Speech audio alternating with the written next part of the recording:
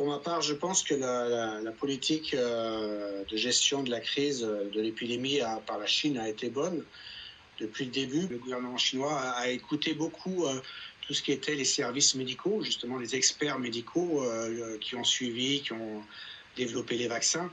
Le développement des vaccins a permis, et la vaccination en une, deux, trois injections a permis aussi de mettre toute la population plus résistante au virus. Ça a permis justement un petit peu de limiter un peu le nombre de mortalités dans la population.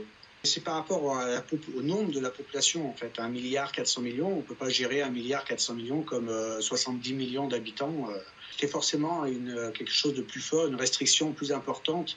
Si on veut contenir comme ça une épidémie comme celle-ci, fallait forcément des choix politiques, des choix sanitaires plus sévères pour pas que ça soit une catastrophe.